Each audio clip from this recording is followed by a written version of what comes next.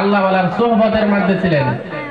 হযরত মাওলানা কাসিম নারতুই রাহমাতুল্লাহ আলাইহি আর হযরত মাওলানা রশিদ আহমদ গঙ্গোহী রাহমাতুল্লাহ আলাইহি ইলম হাসিল করে একজন আল্লাহ ওয়ালার সোহবতের মধ্যে থাকার জন্য চলে গেলেন, যার নাম হয়ে থাকলো হাজী ইমদাদুল্লাহ মুহাজির মক্কি রাহমাতুল্লাহ আলাইহি।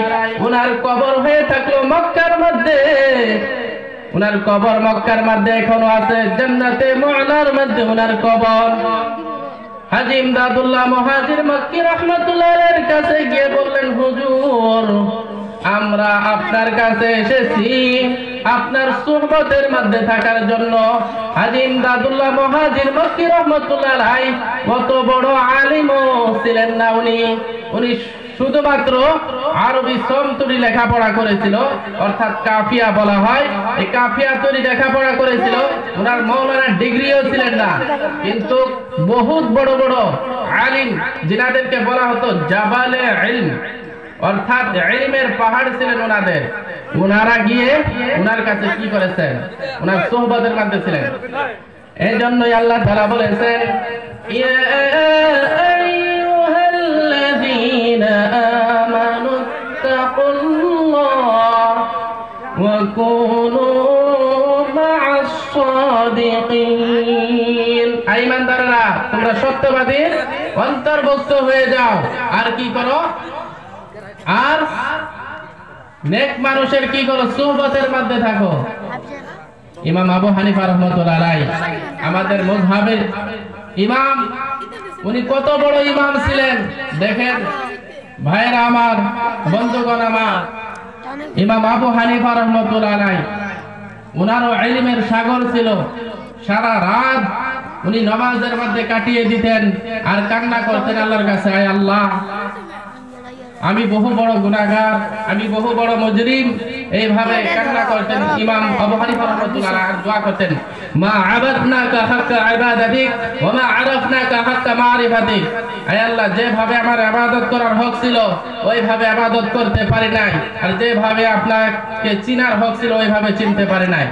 এই ইমাম আবু হানিফা রাহমাতুল্লাহ আলাইহি ঘরের পাশে একজন মুচি, অর্থাৎ জুতা যে সেলাই করে এই মুচি থাকতো, আর এই মুচির দরমা একবারে কম, বেতন কম। ইমাম আবু হানিফা রাহমাতুল্লাহ আলাইহি রাতের গভীরে তাহাজ্জুদের নামাজের মধ্যে দাঁড়িয়ে যেতেন। ইমাম আবু হানিফা রাহমাতুল্লাহ আলাইহি নামাজের মধ্যে দাঁড়িয়ে যেতেন।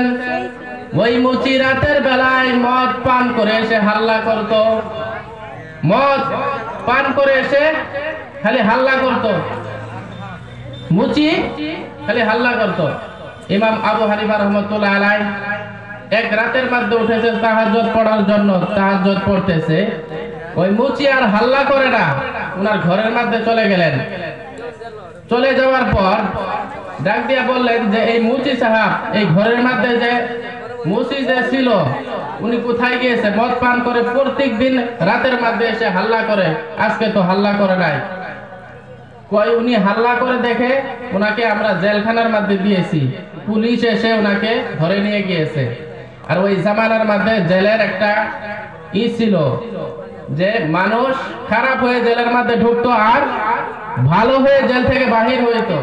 ওই সময়ের মধ্যে ইমাম আবু হানিফা রাহমাতুল্লাহ আলাইহি বললেন, আমি ওনাকে রাহা করার জন্য, ওনাকে ছেড়ে আনার জন্য আমি নিজে যাব।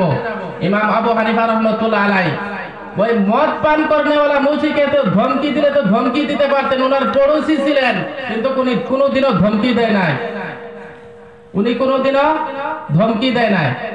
আর ইমাম আবু হানিফা রাহমাতুল্লাহ আলাইহি লাশ পর্যায়ে গিয়া থানার মধ্যে চলে গেলেন।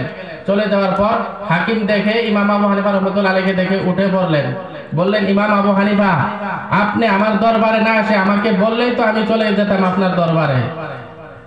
ওই সময়ের মধ্যে বলল যে যার যেটা জরুরত সেটা তারই পুরা করা লাগবে, আমার দরকার পড়েছে আপনার কাছে আসার, আমি যদি না এসে আপনার কাছে চিঠি পাঠাই আপনি তো নিশ্চয়ই যাবেন, কিন্তু জরুরত হয়ে গেল আমার। এই যে আপনি মুচিকে, এই মদারুকে যে আপনি ধরেছেন, যদি ছেড়ে দিতেন ভালো হতো। ওই সময়ের মধ্যে হাকিম বললেন, হ্যাঁ ছেড়ে দিব, আপনি এমন বড় একজন আলিম, আপনার কথা যে ছাড়বো না তো কার কথা যে ছাড়বো, ছেড়ে দেব। ছেড়ে দিলেন। ছেড়ে দেওয়ার পর ওই মদারু পরের দিন আর মদ চদ খায় না। ইমাম আবু হানিফা রাহমাতুল্লাহ আলাইহি তাহাজ্জুদের নামাজের মধ্যে দাঁড়িয়ে গেলেন। যাওয়ার পর ইমাম আবু হানিফা রাহমাতুল্লাহ আলাইহি দেখে কোনো মদারু হাল্লা করে না। ইমাম আবু হানিফা টেনশনের মধ্যে পড়ে গেল যে কালকেও নাকি মদ খাই নাই মনে কর। চলে গেলেন যে বেমার হয়েছে নাকি। চলে যায় জিজ্ঞাসা করলেন যে তুমি মদ খাও নাই? কই হুজুর, আমি আগে ছিলাম গরিব, মুচি কাম করতাম, মানুষ আমাকে ঘৃণা করত, আর মানুষ আমাকে ঘৃণার চোখে তাকিয়ে দেখতো। এই ঘৃণার থেকে আমাকে যে মানুষ ছোট্ট মনে করতো, এই ছোট্ট থেকে বিরত থাকার জন্য আমি মদ পান করে আমি নেশা করতাম, নেশাগ্রস্ত হয়ে থাকতাম। কিন্তু আপনি যে সময় আমাকে জেল থেকে বাহির করে আনলেন, আপনি একজন মযহাবের ইমাম হয়ে যদি আমাকে বাহির করে আনলেন, তা আমি আল্লাহওয়ালা হব না তো কি হব? ওই মুচি নামাজের মধ্যে দাঁড়িয়ে গিয়ে সারা রাত নামাজ পড়েছেন, আর ইমাম আবু হানিফা রাহমাতুল্লাহ আলাইহির হাত ধরে কান্না করলেন, চোখের পানি ছেড়ে দিলেন। তে আমাদেরকে আল্লাহ পাক বেশি বেশি করে আমল করার জন্য তৌফিক দান করুক। আমাদের হুজুর এখানে এসে গিয়েছে, এখন বয়ান রাখবেন। আপনারা আমার জন্য সবাই দোয়া করবেন, আমি আপনাদের জন্য দোয়া করব। ওয়া আখিরু দাওয়ানা আলহামদুলিল্লাহি রাব্বিল আলামিন। আসসালামু আলাইকুম ওয়া রাহমাতুল্লাহি ওয়া বারাকাতুহু।